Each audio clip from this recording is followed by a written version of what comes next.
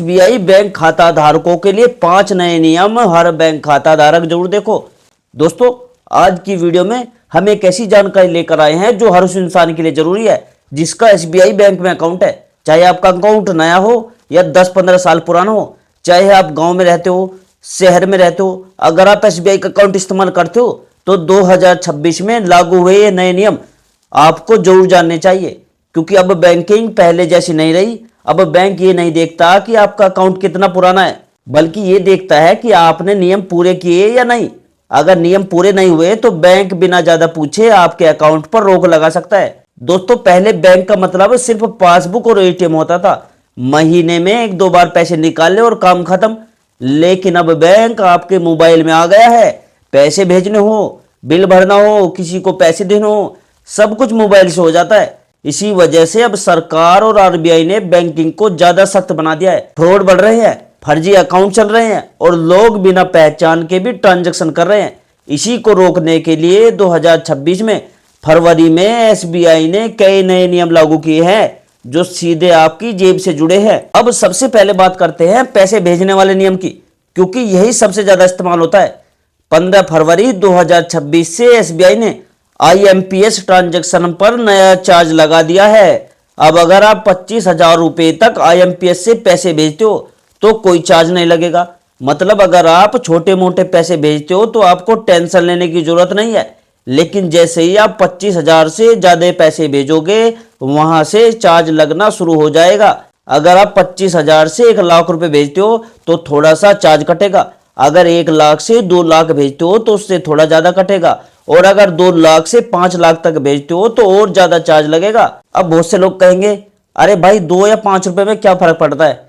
लेकिन भाई जो लोग दुकान चलाते हैं ना, या बिजनेस करते हैं, या जो बार बार पैसे ट्रांसफर करते हैं, उनके लिए यही छोटा चार्ज महीने के आखिर में बड़ा बन जाता है।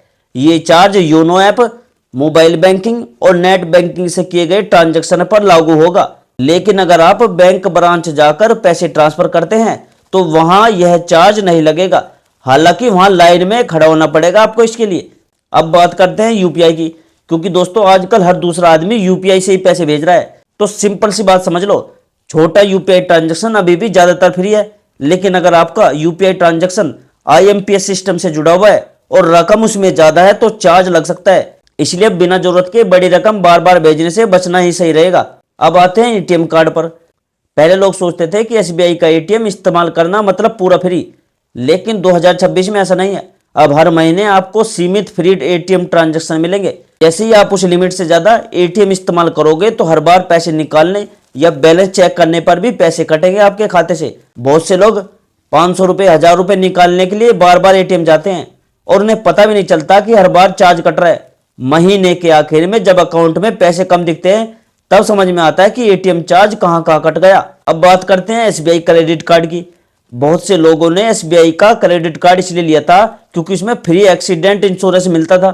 उन्हें लगता था कि अगर कभी कुछ हो गया तो परिवार को सहारा तो मिलेगा कम से कम। लेकिन जुलाई 2025 से एसबीआई ने कई क्रेडिट कार्ड पर यह सुविधा बंद कर दी है। हैरानी की बात यह है कि आज भी बहुत से लोग यही सोच रहे हैं कि उनका इंश्योरेंस चालू है, जबकि असल में अब वो बंद हो चुका है।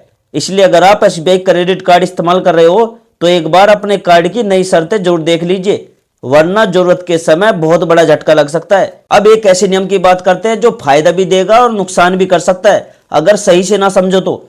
हम बात कर रहे हैं दोस्तों ऑटो स्वीप एफडी की। पहले एसबीआई बैंक में ऑटो स्वीप एफडी तब बनती थी जब आपके अकाउंट में 35,000 रुपए से ज्यादा बैलेंस होता था। लेकिन अब 2026 में ये लिमिट घटाकर सिर्फ 500 रुपए कर दी गई है। मतलब जैसे ही आपके अकाउंट में थोड़ा सा ज्यादा पैसा आएगा वह अपने आप एफडी में चला जाएगा। फायदा यह है इसका कि आपका पैसा बेकार नहीं पड़ा रहेगा उसमें और एफडी का ब्याज ज्यादा मिलेगा। लेकिन अगर आपको अचानक पैसों की जरूरत पड़ी और एफडी तोड़नी पड़ी तो उस पर टैक्स और चार्ज भी लग सकता है। इसलिए इस सुविधा को समझदारी से इस्तेमाल करना बहुत जरूरी है। अब दोस्तों सबसे जरूरी नियम की बात करते हैं और वो है केवाईसी। आरबीआई ने साफ कह दिया है कि 31 मार्च 2026 से पहले हर एसबीआई खाता धारक को केवाईसी अपडेट कराना ही होगा। अगर आपने केवाईसी अपडेट नहीं किया तो पहले आपका अकाउंट लिमिटेड कर दिया जाएगा। मतलब आप पूरा पैसा नहीं निकाल पाएंगे, यूपीआई भी काम नहीं करेगा, एटीएम से भी पैसा नहीं निकलेगा। अगर फिर भी आपने ध्यान नहीं दिया तो बैंक आपका अकाउंट बंद भी कर सकता है। अच्छी बात यह है कि केवाईसी अपडेट करना बहुत आसान है। आप बैंक ब्रांच जाकर या योनो ऐप से या नेट बैंकिंग से ये काम कर सकते हो, लेकिन अगर आपने इसे टाल दिया तो बाद में बहुत पछताना पड़ेगा। इसके अलावा एसबीआई ने फरवरी में मिनिमम बैलेंस को लेकर भी नियम बदले हैं। अब हर अकाउंट टाइप के हिसाब से मिनिमम बैलेंस तय किया जाएगा। अगर आपने मिनिमम बैलेंस नहीं रखा तो सीधे पेनल्टी कटेगी। बहुत से लोग अब भी सोचते हैं कि एसबीआई में कोई पेनल्टी नहीं लगती, लेकिन 2026 में यह सोच आपकी गलत साबित हो सकती है। इसलिए अपने अकाउंट टाइप के हिसाब से मिनिमम बैलेंस की जानकारी जरूर रखो। अब आखिर में बात करते हैं 2026 के सबसे बड़े बदलाव की। अप्रैल से दोस्तों risk based deposit insurance premium लागू होने वाला है। इसका मतलब यह है कि बैंक की हालत और रिस्क के हिसाब से आगे चलकर चार्ज और सुविधाएं बदली जा सकती है। इसका असर सेविंग अकाउंट पर, एफडी पर और बैंक चार्ज पर भी पड़ सकता है। यानी आने वाले टाइम में बैंकिंग और सख्त होने वाली है। अब दोस्तों मैं आपको बोनस टिप्स बताता हूं, अगर आप मेरी वीडियो यहां तक देख रहे हो। देखो दोस्तों, बहुत से लोग अपना एसबीआई अकाउंट सालों तक इस्तेमाल नहीं करते, बस एटीएम कार्ड घर में पड़ा रहता है। ऐसे अकाउंट को बैंक इनऑपरेटिव मान लेता है।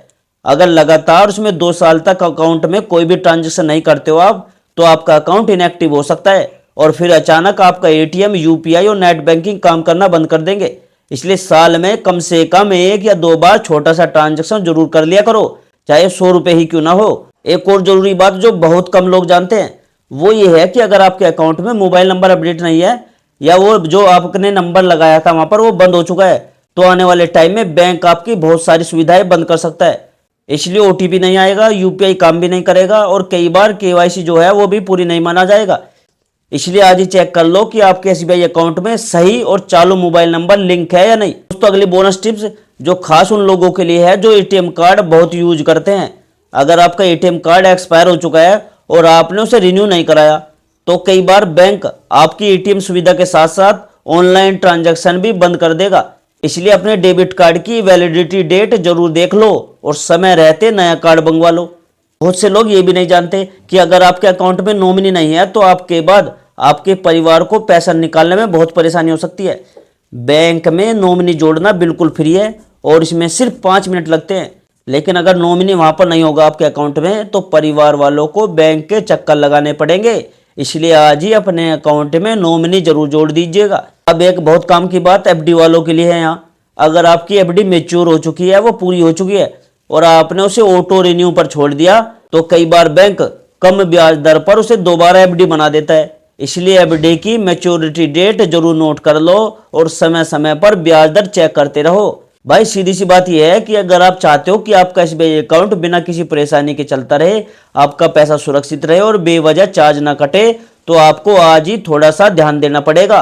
केवाईसी अपडेट कराओ, मिनिमम बैलेंस समझो, एटीएम और आईएमपीएस चार्ज जानो। अगर क्रेडिट कार्ड है तो उसकी नई शर्तें जरूर देखो। और अगर दोस्तों आपको ये जानकारी काम की लगी हो तो वीडियो को लाइक जरूर करिएगा, अपने घर वालों और दोस्तों के साथ शेयर करिएगा, क्योंकि यह जानकारी हर एसबीआई अकाउंट वालों के लिए जरूरी है। और दोस्तों ऐसी ही काम की जानकारी के लिए चैनल को सब्सक्राइब करना मत भूलिए। हम मिलेंगे दोस्तों अगली वीडियो में एक और जरूरी अपडेट के साथ। तब तक के लिए जय हिंद, जय भारत।